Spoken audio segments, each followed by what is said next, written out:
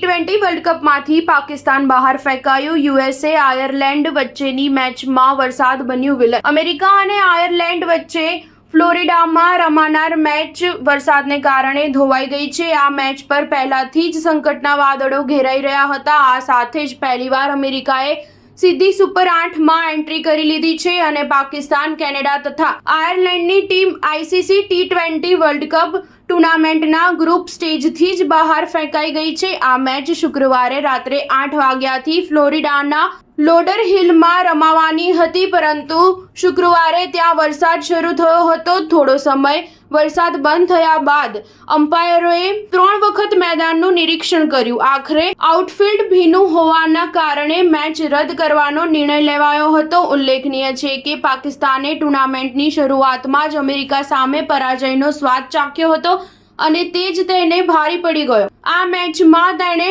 Match super ઓવરમાં હારનો સામનો કર્યો હતો, જ્યારે બીજી બાજુ ભારત સામે પણ તેની બુંડી હાર થઈ હતી.